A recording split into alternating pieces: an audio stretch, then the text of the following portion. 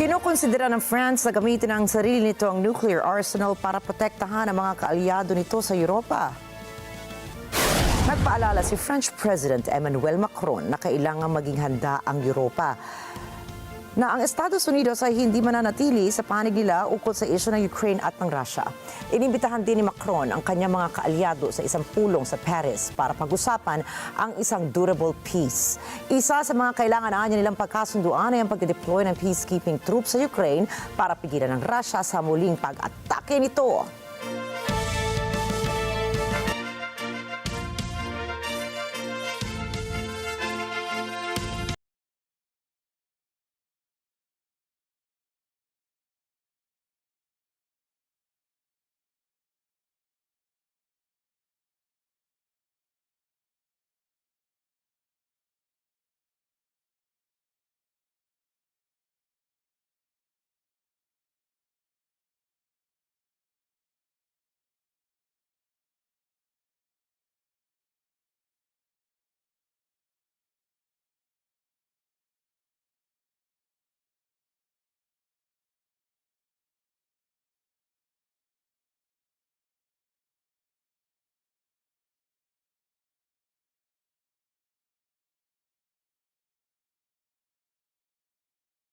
Inanunsyo ng United Kingdom ang kanilang targeted sanctions laban sa mga Israeli settlers groups at ang pagsuspindi ng trade deal negotiations sa Israel. Therefore today, I'm announcing that we have suspended negotiations with this Israeli government on a new free trade agreement. We will be reviewing cooperation with them under the 2030 bilateral roadmap. The Netanyahu's government's actions have made this necessary. Madam Deputy Speaker, today, my honourable friend, the Minister for the Middle East, is summoning the Israeli ambassador to the Foreign Office to convey this message. Prime Minister Netanyahu, end this blockade now and let the aid in. Regrettably, Madam Deputy Speaker, despite our efforts, this Israeli government's egregious actions and rhetoric have continued. They are isolating Israel from its friends and partners around the world, undermining the interests of the Israeli people, and damaging the image of the State of Israel in the eyes of the world. The UK, Mr. Speaker, will not give up on a two-state solution. Israelis living in secure borders, recognised and at peace with their neighbours, free from the threat of terrorism. Palestinians living in their own state, in dignity and security, free of occupation. The two-state solution remains the ideal framework, indeed the only framework for a just and lasting peace. Ang nasabing hakbang ay matapos ang pagharang at hindi pagpayag ng Israel na makapasok sa Gaza ang mga humanitarian aid. Pinuri naman ng mga rights groups ng UK ang nasabing desisyon kung saan marapat na sumunod na rin ang pagtatapos ng paglipat ng mga armas. Mumuelta naman ang Israeli government sa desisyong ito ng UK. Ayon sa Israel, tila pinipinsala lamang ng UK ang sarili nilang ekonomiya dahil sa anti-Israel obsession at domestic political consideration. מתחילת המלחמה אמרנו שכדי להשלים את הניצחון, להכריע את החמאס ולשחרר את כל חטופינו, שתי משימות שמשולבות זו בזו, יש תנאי אחד הכרחי.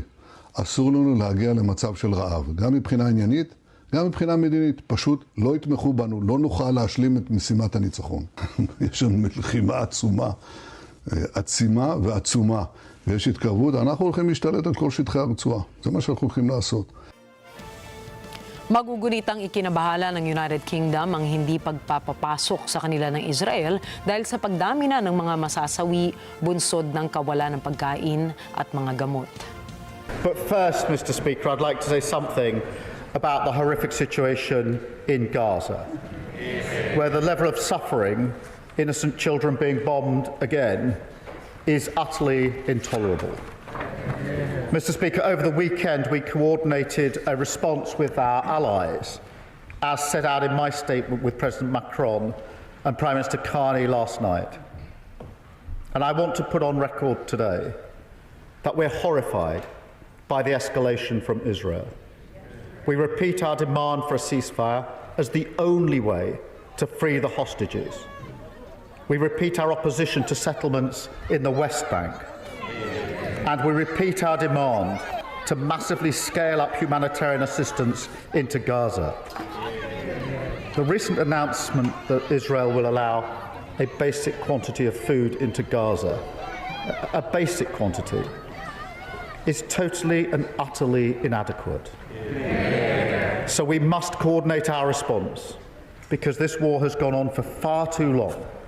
We cannot allow the people of Gaza to starve, and the Foreign Secretary will come to the House shortly to set out our response in detail.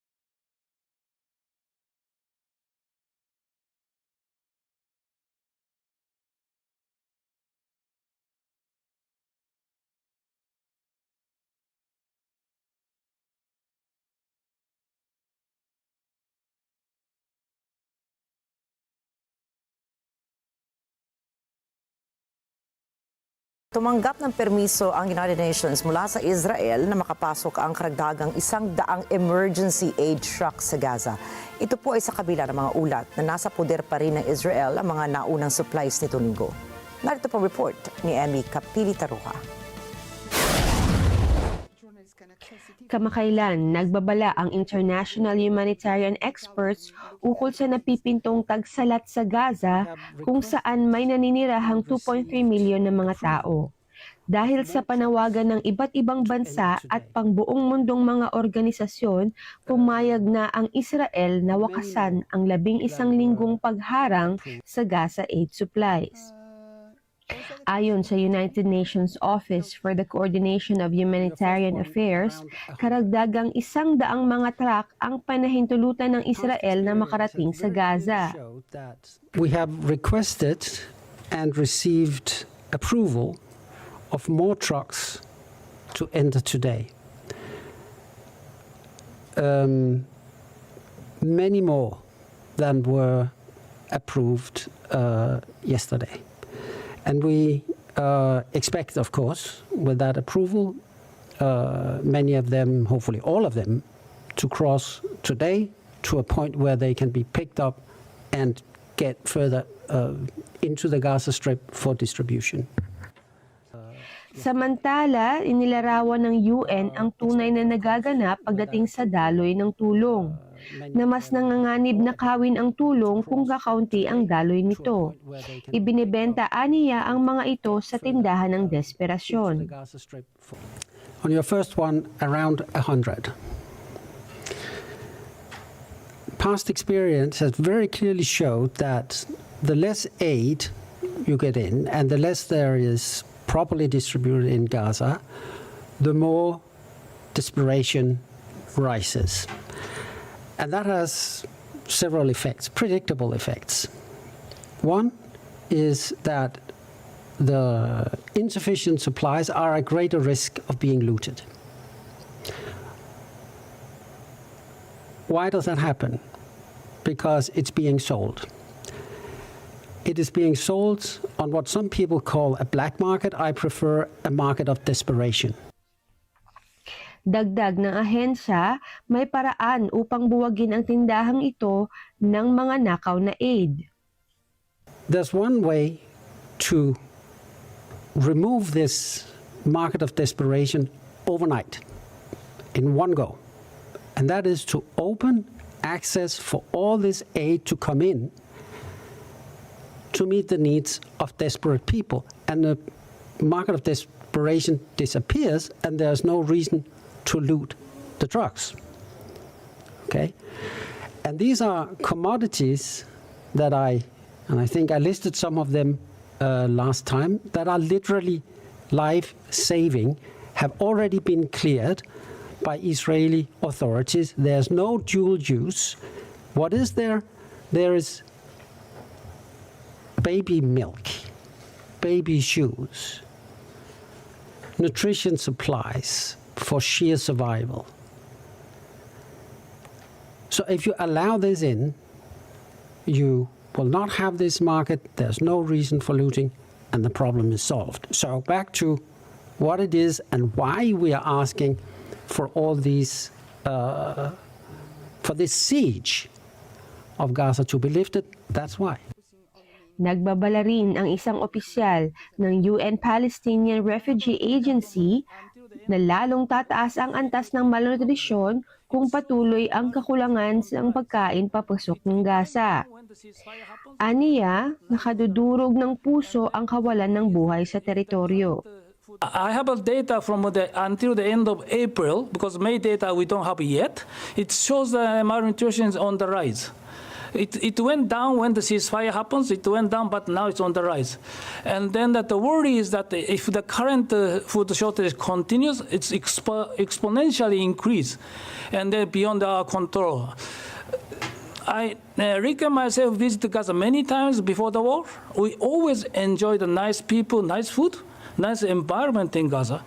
It's unthinkable that 10% of kids are malnourished. It's unthinkable that we have severe malnourished children in Gaza, where they used to enjoy the life. And there's no life in Gaza. That's what our staff says so. And this will affect our operations. Emi Capilita Roja para sa mata ng Agila International, trusted, connected, on point.